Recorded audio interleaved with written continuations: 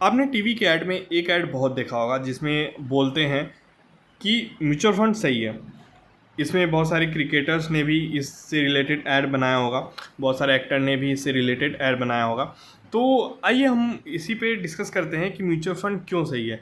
ये वीडियो बहुत छोटी होने वाली है, इसी में सारा चीज़ हम बता देंगे, सभी चीज़ें कि म्यूचुअल फंड क्यों सही है। ठीक है, तो ये मेरा अकाउंट है, ग्रो का अकाउंट। मैं ग्रो पे ही दिखाऊंगा कि म्यूचुअल फंड क्यों सही है। ठीक है, तो मैं चलता हूँ अपने म्यूचुअल फंड के डैशबोर्ड पे। ठीक है, ये मेरा डैशबोर्ड है, यहाँ पे आता हूँ, यहाँ पे मैं अपना पोर्टफोलियो दिखाता हूँ। ठीक है, 3,000 की SIP मैंने कर रखी है पिछले 2 महीने से। ठीक है, ये मेरा तीसरा महीना अभी जस्ट 2 दिन पहले स्टार्ट हुआ है। ठीक है, 3,000 अगर ये महीना भी मैं ऐड कर लूँ इस महीने का तो 9,000 रुपये मेरा होना चाहिए। ठीक है, लेकिन इस पर आप देख सकते हैं प्रॉफिट कितना है मुझे, 455 रुपये का, करीब करीब 5% का मुझे प्रॉफिट इस पर हो रखा है। ठीक है, अब आप कंपैरिजन करें FD का, बैंक में जो FD मिलती हैं वो साल भर का जो FD मिलता है वो मिलता है मुश्किल से 4 से 5%, कोई कोई 6% दे देता है। ठीक है, लेकिन वो साल भर का है। मेरा ये इन्वेस्टमेंट बस मात्र 2 महीने का इन्वेस्टमेंट है और मुझे जो मिले हैं 5% प्रॉफिट मुझे मिल चुके हैं। तो म्यूचुअल फंड इसलिए सही है कि वहाँ पे आपका जो प्रॉफिट होता है वो फिक्स होता है, इन जो आपको इंटरेस्ट मिलना होता है वो फिक्स होता है कि मेरा इतना % मुझे मिलेगा प्रॉफिट। बट यहाँ पे फिक्स नहीं होता है, मतलब कभी कभी बहुत ज़्यादा भी बढ़ जाता है और कभी कभी नहीं भी बढ़ता है। फिर भी आप यहाँ पे लॉस में नहीं रहेंगे अगर आप लॉन्ग टर्म के लिए म्यूचुअल फंड में SIP कर रहे हैं। तो म्यूचुअल फंड सही है, बहुत सही है, ऐड में जो दिखाता है वो सही है। बट हाँ, आपको सिलेक्शन में थोड़ा सा सावधानी बरतनी चाहिए। जैसे अगर मैं अपने पोर्टफोलियो की बात करूँ तो ये पोर्टफोलियो है, पोर्टफोलियो में आप देख सकते हैं कि सारे पैसे मेरे इक्विटी में लगे हुए हैं।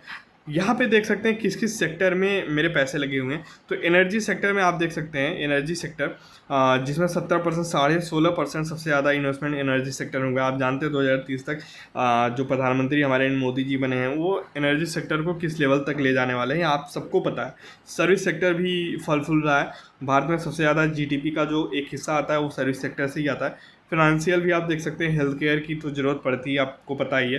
ठीक है, और मेटल्स एंड माइनिंग। ठीक है, तो आने वाले समय में जो भी नए EV सेक्टर की बात करें, ठीक है, तो इसमें जो मेटल्स वगैरह की नीड होती है वो माइनिंग ही सेक्टर पूरा करता है। तो ओवरऑल यहाँ पे आप देख सकते हैं कि हमारा जो पैसा लगा है वो किस किस सेक्टर में लगा है जिसकी संभावनाएं बढ़ने की ज़्यादा है। ठीक है, तो अगर हम बात करें इसका, अगर हम लॉन्ग टर्म के लिए ले जा रहे हैं तो हमें बहुत अच्छा इसमें प्रॉफिट मिल सकता है। अगर हम ऐसे भी देख लें, एक्सप्लोर करें, ठीक है, तो आदित्य बिरला आप देख सकते हैं 3 साल का एनुअली रिटर्न आप देख सकते हैं 39%। ठीक है, यहाँ पे आप देख सकते हैं क्वांट स्मॉल कैप का है, ये 42% है।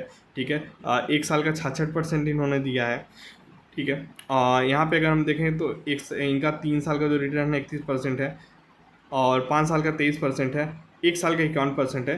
तो अगर लॉन्ग टर्म के लिए अगर बहुत कम भी ये अगर ग्रोथ देते हैं तो आपका 15 से 20% होना ही होना है, जो कि आपके बैंक के FD से बहुत ज़्यादा ये कई गुना रिटर्न दे रहा है। तो म्यूचुअल फंड इसीलिए सही है क्योंकि आपको यहाँ पे ज़्यादा पैसे मिलते हैं बजाय आपके FD के। ठीक है, तो म्यूचुअल फंड इसलिए सही है। आई होप ये वीडियो बताओ आपको अच्छा लगा होगा। अगर अच्छा लगा होगा तो प्लीज़ सब्सक्राइब करें और दोस्तों के साथ शेयर भी ज़रूर करें।